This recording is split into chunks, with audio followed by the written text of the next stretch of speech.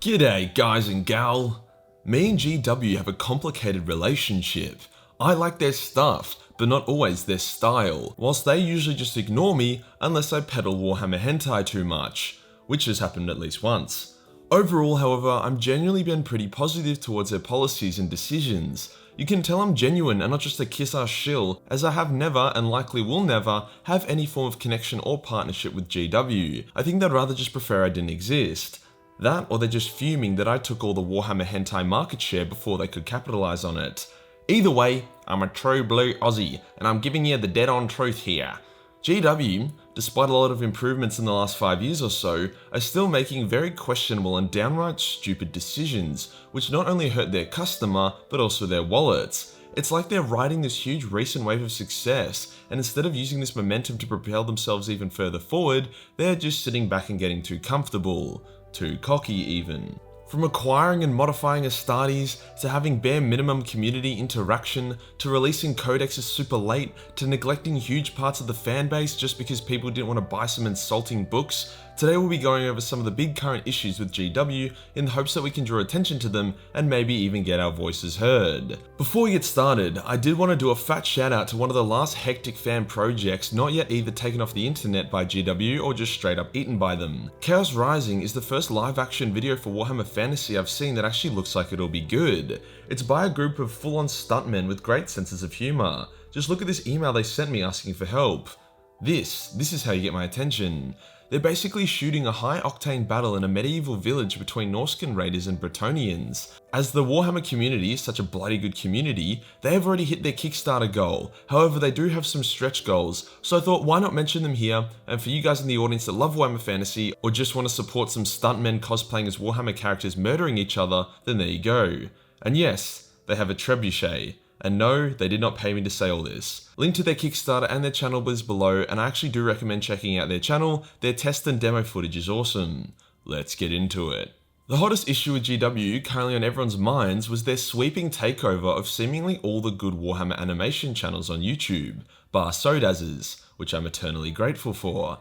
Now on paper, this seems like an amazing idea, and even I thought it was too initially. These creators are now endorsed and even funded by GW to create canon works of art for the Warhammer community. That's a huge plus. Like imagine creating something for the hobby you love most in the world, and then the hobby's like, yes, yes. You would be stoked. But it's the way they've gone about it which I think is a bit shit. First off, anytime GW wants to initiate a relationship or connection with a fan project, they'll be like, sign this NDA. It's all hush hush and off the market. That would be okay, except for how extreme it is. For example, the Exodite animation, which I'm super keen for, had a launch date penciled in for September. I also got in contact with the guys behind it and was going to work with them on the launch to get it to as many people as possible. When GW approached them and made them sign the NDA, they just ghosted their entire community, their patrons, and myself. It literally looked like the project had just had an aneurysm and died. Now I don't think it was their fault. They even admitted that they weren't happy with the long periods of radio silence, and I would bet that was due to GW forcing the silence rather than just them ignoring their community for a laugh. But there are ways to keep a big announcement, such as the GW takeover, under wraps without making all these highly anticipated projects go MIA for 4 months. The next and I would say dumbest decision by GW is where they're hosting all this newly acquired content of theirs. The case study here is Astartes. Astartes is a legendary one-man animated series that is considered the gold standard of not only Warhammer fan content, but fan content in general. This series amassed millions and millions of views, with a large portion of those views being from people who weren't even Warhammer fans yet. It was featured on big channels such as Corridor Digital, and it spawned dozens of reaction videos. So what is the first thing GW does when they hired its creator? They made him delete all of his content so they could upload it to their own website. Fucking what? They also changed some of the music for copyright reasons, which is a bit but not a huge deal, but they removed it from YouTube. Astartes acted as a beacon to spark people's curiosity into Warhammer. Go to any fucking forum or Reddit post about Astartes, and half of them comments literally pinpoint Astartes as the moment that their Warhammer cherry was broken. And GW decides to make it completely inaccessible for anyone who isn't a dedicated Warhammer fan. What the fuck is the goal there? If people want to watch Astartes, now they'll just watch a supercut that this random dude put together of the original thing. They aren't going to go to some dusty corner of the Warhammer community website to watch a version with shittier music. God damn it, GW. Bad. Bad GW. All they needed to do to avoid this stupid situation is be like, hey guys, we have partnered up with Astartes and now the Retributors are canon. He can keep up all the videos on his channel as they are. We are putting up a supercut on the official Warhammer YouTube channel for your guys' convenience. Further projects we do with Astartes will be posted to the official Warhammer YouTube channel. Also, GW, you made fucking £270 million last year. I'm sure you can afford to buy a music license for the Astartes music. This piss poor decision making will go on to affect the Exodite animation as well as the others that GW has claimed. All of those will be posted in a dusty corner of the Warhammer community website so that only dedicated Warhammer fans will be able to view them. There is also the potential that GW has forced these high quality animation channels into a deal. Take this with a grain of salt, but theoretically, GW could have just come in and said, either work with us or stop using our IP, which would be pretty disturbing, but that's just a worst case scenario theory. Until we know, I'll just give GW the benefit of the doubt and say that all the animators were super stoked and jumped at the opportunity they were given. Having GW take over seems like the best case scenario as well. The Last Church animation that recently came out after a long development process, a project I was actively watching and financially supporting and shouting out, was just straight up shut down by GW after a couple weeks. This fucking sucks, because that was one of the first 1 hour YouTube videos I watched start to finish, and I fucking hate long videos. You know this. Now Tiber posted about the situation, and he was acting very cool about it, even though any person who had just spent countless hours on a passion project only to have it nearly instantly deleted would definitely be having a bit of internal rage at the least. Basically, it seems that GW approached him and politely told him to take the video down whilst aiming 3 snipers at his forehead. He was told of the potential to work with them in the future, but until that eventuates, I'm just going to be a cynical bastard about the situation. Now the real issue here isn't the fact that they defended their IP.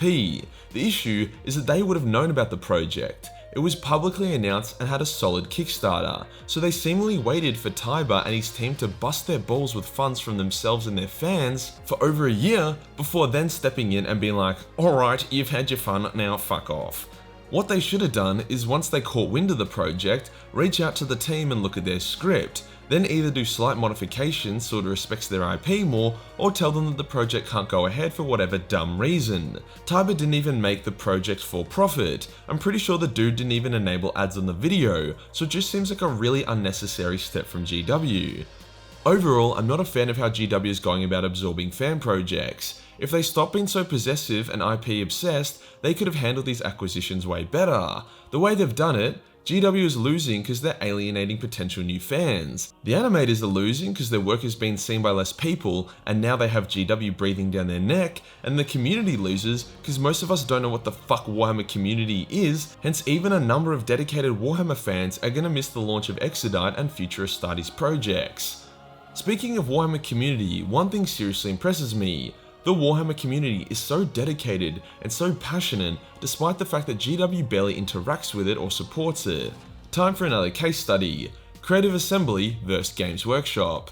Both companies are big and GW is about double the size, hence theoretically double the resources to work with, yet their community engagement is absolutely shocking. Creative Assembly has a team whose purpose is to interact with the community and bring news and announcements in an engaging way. Despite GW having like 10 announcements a day, people are way more in tune with CA's system. Everyone knows Grace from CA. She is the harbinger of news and will even comment extra bits of info on announcement threads when people ask. GW just fucking shits out news articles, then washes its hands and moves on. They could easily have a small team that posts the new model releases to the Reddit, then go in and engages with the community's memes or answers questions. Instead, they refuse to post or comment on Reddit, and they even disable their fucking comments on YouTube. Who does that? It comes back to what I was saying about them being too arrogant about their recent success. They could get like 3 or 4 charismatic nerds to be the voice of GW with the community and actually bring the company and its customers together, but instead it feels like we're in these two distinct factions. Even the content creators who do so much for GW are completely ignored. Not to toot my own horn or anything, but I genuinely get messages and comments daily that are like, "'Cause of your video, I bought this," or "My son loves your videos, what army should I get him for his birthday?" Other Warhammer YouTubers likely have similar situations. If you think about how much money people pump into Warhammer, I can comfortably say the Warhammer content creator community would have made a metric shitload of cash for GW. We don't expect a pat on the head or special treatment, but they just pretend like we don't exist. Coming back to the CA vs GW comparison, CA has a partners program where even tiny Total War YouTube channels can join and get early access to highly anticipated DLCs or even games. This program is what keeps a lot of Total War channels afloat. On top of this, CA often buddies up with a couple creators to host tournaments with. That's awesome. The only YouTube channel that I know that had a genuine relationship with GW was Midwinter Minis. Now that dude is one of the biggest Warhammer channels and racks in the views, yet he had to grow to a significant size before GW would even give him the time of day. When they finally signed an NDA with him in what seemed like a partnership, they more or less did nothing for him. He received products like a day or two early, so if he wanted to get content out, he had to rush like a motherfucker to paint the models and make a video about it, otherwise it would be worthless to him. They also didn't tell him anything about any future releases. It got to a point where he straight up ended the NDA and the partnership because it was completely redundant. Now that's how they treat one of the top creators. Compare that to CA, who embraces and shares content from tiny Total War YouTubers, pretty big contrast. I personally reached out to GW once with the intention of just starting a dialogue with them, mainly so that if I ever did something really stupid, they could reach out and have a chat about it, rather than just try and sue me again. Obviously they didn't reply. Once again creating a fat contrast, CA did reply to me when I reached out to them, despite the fact that I was ineligible to join the partner program because I'm a piece of shit.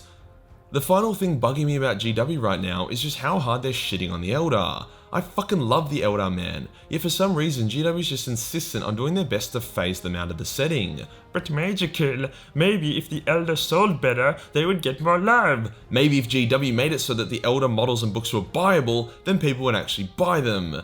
For those that aren't up to speed, the vast majority of Eldar models are old as shit, with all their Phoenix Lord models being ugly as fuck. On top of that, the Inari books, which were supposed to be the rebirth of the Eldar, ended up just shitting on the Eldar and more or less just calling them a bunch of noobs. From what I've read, future Inari books have been cancelled. Awesome! I think deep down, GW knows they're doing this and what they're doing is wrong, hence why they don't seem to mind people making their own proxy models. There are a few other things that GW is fucking up at the moment, such as wildly delayed codex releases and no livestream kiddie pool bikini paint streams, but this covers the main issues I, and I believe you, might have with GW at the moment. I do really want to emphasize that overall GW is doing a really great job. The new models and lore is awesome, and the criticisms in this video isn't designed to ruin people's opinion of them. It's more of a call to action and to let GW know that they're doing some pretty rogue shit. If we didn't care, we would just shrug it off. But we do care, so I'm just going to sit in my room for the next 6 hours straight and make this video. Come on, G-dubs. Just give us some fucking Eldar at least.